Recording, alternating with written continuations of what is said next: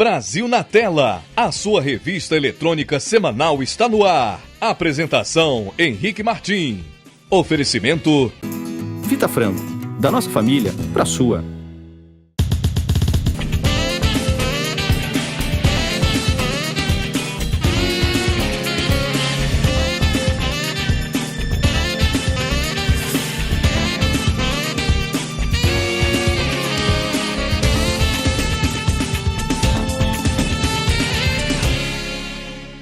Boa tarde para você, estamos no ar com mais um programa Brasil na Tela e hoje estamos de volta a Joanópolis, interior de São Paulo, mas não é para contar sobre a história do lobisomem, que aliás, depois da nossa visita à cidade, ele desapareceu. Depois nós vamos falar, no programa de hoje, vamos falar sobre isso com o prefeito Adalto da cidade de Joanópolis, mas agora nós vamos mostrar que a cidade também tem muitas histórias positivas e de empresários de sucesso. Estou recebendo o ex-agricultor e empresário de sucesso Juscelino, popularmente conhecido por Jussa. Seja bem-vindo, obrigado por atender ao nosso convite, Jussa. Eu que agradeço, Henrique. Obrigado pelo convite. É uma honra estar aqui falando um pouquinho da minha história. Jussa, você nasceu aqui em Joanópolis, é isso? Sim, nasci aqui em Joanópolis, nessa região linda, maravilhosa. E tem uma história aí um pouco longa, né? Temos que resumir um pouco. Você começou a trabalhar muito cedo na agricultura, né? Exatamente. A minha tradição familiar de agricultores. Meu avô saiu lá de Minas, o Vicente Tavico, e veio para essa região fazendo negócios. E aqui ele formou a sua família, teve uma pequena fazenda de café. E ali os filhos iam crescendo e casando e formando seus sítios, né? E eu cresci assistindo isso. E a minha avó era grande cozinheira. Minha avó, o costume era todos os domingos se reunirem lá na fazenda, os filhos, as noras, os compadres. Então minha avó recebia todo mundo com muita alegria e cozinhava para 40, 50 pessoas. Com 13 anos você já trabalhava na agricultura? Sim. Plantando o quê? Era costume, né, da família, um ajudar o outro, né, na labuta do dia a dia, né? Então eu ajudava meu avô, meu pai, plantar milho, feijão, né? Jogar o fertilizante na cova lá para a semente vigorar. Então desde cedo trabalhava, desde depois dos 12 anos eu catava pinhão no meio do mato para vender na cidade, para comprar doce, né? Então assim, já foi... meu pai tinha uma venda na região ali que vendia um pouco de tudo, né? Chamava Secos e Molhados. Secos e Molhados. E você ajudava ele também na venda? Ajudava na venda também. Ajudava um pouco na roça, ajudava na venda. Então, como diz aqui no interior, fazia um pouco de tudo. O nome Juscelino foi escolhido pelo seu avô? Exatamente, Henrique. Meu avô, que saiu de Minas, era fã de Kubitschek, estudioso sobre JK, e ele chegou para o meu pai e falou, olha, coloca o nome do seu filho Juscelino. E ali ele profetizou, né? Ele falou de alguém que era vencedor, né? Então isso foi uma profecia muito importante. E depois tem a história por que da ervilha, né? Que todo mundo plantava aqui na região milho, feijão, as mesmas coisas. Eu queria plantar algo diferente que ninguém tinha, né? Então veio ervilha na minha cabeça do nada, misteriosamente. Eu sei ver ervilha? Comentei com um amigo meu, com um vizinho. Será que dá ervilha aqui na região? Ele falou, nossa, a nossa região aqui dá de tudo, a terra é muito boa. Bom, aí eu peguei um ônibus, fui até Bragança Paulista, comprei as sementes de ervilha, voltei, falei com meu pai, preparei o terreno, plantei as ervilhas, né? Começou a crescer aquela lavoura linda, que é tudo verde, as flores meio lilás, e eu ficava olhando o meu ervilhar, como diz aqui no interior, né? E aí, quando chegou perto da colheita, eu pensei, não vou vender para os atravessadores que vêm aqui comprar, né, como fazem normalmente. Eu vou direto vender no entreposto.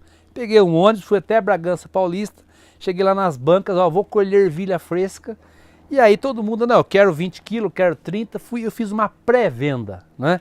Eu voltei, somando aquilo que eu vendi, falei, nossa... Tirei o pé da lama mesmo, vou comprar um fusquinha, um cavalo bonito. Dava para comprar um fusca, Dava para comprar, uma coisa ou outra, né? Eu tava em dúvida se entre comprava um cavalo bonito ou um fusquinha velho. Bom, todo mundo no outro dia, parentes e amigos, foram ajudar a colher, né? Colher uma ervilha e tal. E meu tio tinha um caminhãozinho, enchemos o caminhão do meu tio, no outro dia de madrugada fomos até Bragança entregar. Chegamos lá, saímos daqui 3 da manhã, chegamos em Bragança por volta de 4, 4h30 da manhã. E o primeiro comprador veio lá para pegar a parte dele, para pôr na banca logo, né? Começou a abrir um saco, abrir outro, começou a olhar as minhas ervilhas. De repente ele olhou para mim assim e falou, estão todas estragadas. Eu fiquei paralisado, mudo. Meu tio ficou de boca aberta.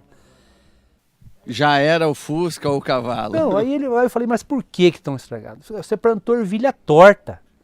Eu falei, ervilha torta? Eu não sabia que existia ervilha torta. O que é? É uma outro tipo de ervilha que você come a vagem inteira com grãozinho dentro. Aí ele explicou, se você tem que ter colhido isso aqui 1 mês atrás, valia muito mais. Aí acabou comigo. E aí? Perdi tudo, porque tava o grão grandão. Deixei granar bem para vender e pesar. Jogou tudo fora. Joguei tudo fora, perdi tudo, voltei aqui para a região de Joanópolis, desolado da vida. Encontrei o Zé, aquele fulano. O que teu avô falou disso? Bom, meu avô ficou triste, né? E aí os parentes, né, falou, bom, agora ele vai tentar de novo. Agora vai dar certo. Não, eu encontrei esse amigo do meu pai que tem uma casa de campo aqui. Falei para ele, tá em pé a proposta de trabalhar com você em São Paulo no restaurante? Ele falou, tá, então eu tô indo embora. Vamos embora para São Paulo. Larguei tudo, larguei a família e fui embora para trabalhar com ele. Cheguei lá, era um restaurante, bar simples na Casa Verde e comecei a fazer de tudo. Do mais, limpar chão, servir balcão, depois servir mesa, né? Fazia de tudo. E aí eu cheguei ali, eu era bem caipira, né? Mais do que eu sou hoje. E aí eu tava no balcão, assim, chegavam os clientes, né? Ah, eu quero um lanche aí. Eu, de carne ou de queijo? A turma dava risada em mim. A turma dava risada e eu dava risada também, né? E aí comecei a aprender ali e tal. E a clientela começou a gostar de mim, porque eu gostava muito de servir. Atender bem. Atender bem a turma, isso veio um pouco da minha avó, né? E aí os clientes dali, tinha pessoas simples, desde um mecânico até um gerente de banco, né? E aí eles davam dicas para mim.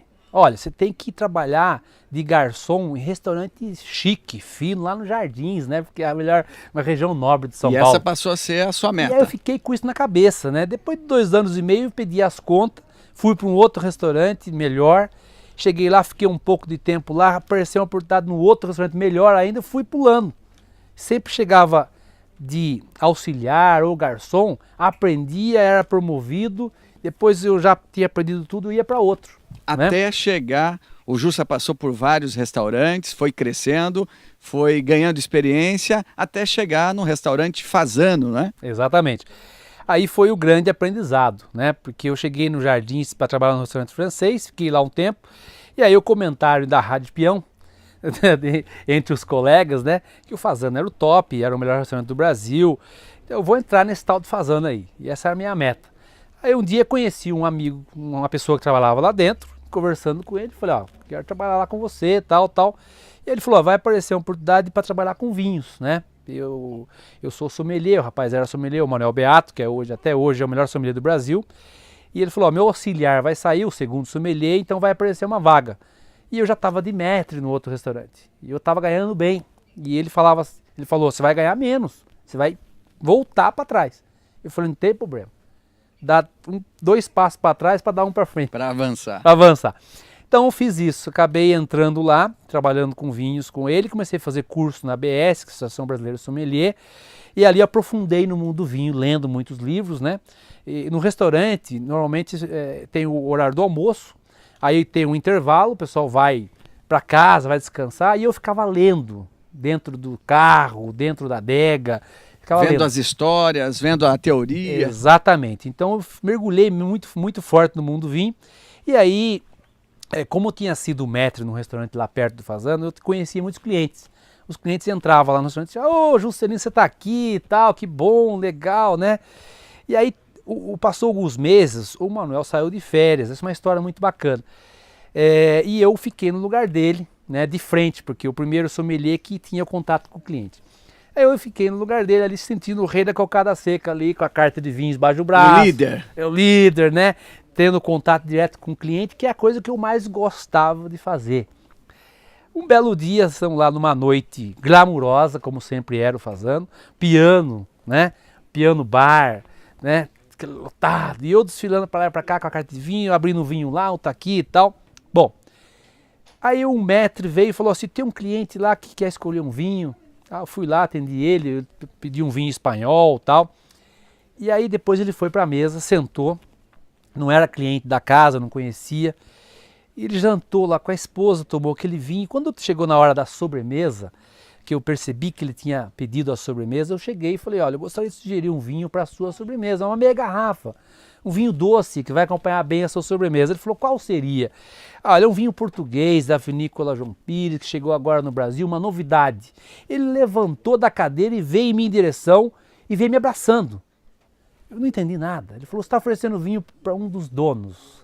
Que coisa, hein? Que coincidência. Ele fez uma festa, falou, chama o gerente da casa aqui, tem o melhor sommelier do Brasil aqui, porque imagina a emoção dele, né? Uma pessoa lá de Portugal, né? Chegar aqui e alguém oferecer o vinho dele. Recomendar o vinho dele. Então isso foi um caso muito bacana. Falando em Portugal, você passou a conhecer vários países para conhecer realmente como é que se fabricar, se produzir um bom vinho, né? Exatamente. Aí logo depois abri um outro restaurante do mesmo grupo, né, chama Gero, e eu fui promovido para lá de maître sommelier, e dali, como o restaurante fez muito sucesso, eu recebia muitos convites para conhecer as regiões vinícolas, América do Sul, Chile, Argentina e Europa, Itália, França, Portugal, Espanha, mas eu comecei a ir muito para Itália porque o restaurante que eu trabalhava era italiano, então eu ia muito para a Itália, e aí cada região vinícola que eu visitava, cada vinícola eu pesquisava muito, eu anotava tudo que eu bebia, que eu degustava e os restaurantes da região. Com isso fui assim, me formando um pouco na enogastronomia, que é o mundo do vinho e da comida, né, da gastronomia. E aí fui evoluindo. Aí eu estava com 25 anos nessa época, lá no Gero, né, nesse restaurante, e lembrei daquilo que o meu avô falou para um dos meus primos. Dos 35. Dos 35, alguém que tem que estar aprumado. Tem que estar aprumado. E eu falei, nossa, me deu uma preocupação, mas faltava 10 anos ainda. Esqueci. Ainda tem tempo. Tem tempo. Esqueci e continuei trabalhando. Falando em tempo, você que está acompanhando essa história bonita, exemplo para você de todo o Brasil, não saia daí porque nós voltamos daqui a pouco e o Jussa vai mostrar para a gente alguns vinhos, vai falar um pouco mais da história dos vinhos e também do queijo, e nós vamos contar para vocês o surgimento do Piselli, que é um restaurante de sucesso do Jussa. Então, nós vamos para o intervalo comercial e voltamos daqui a pouco.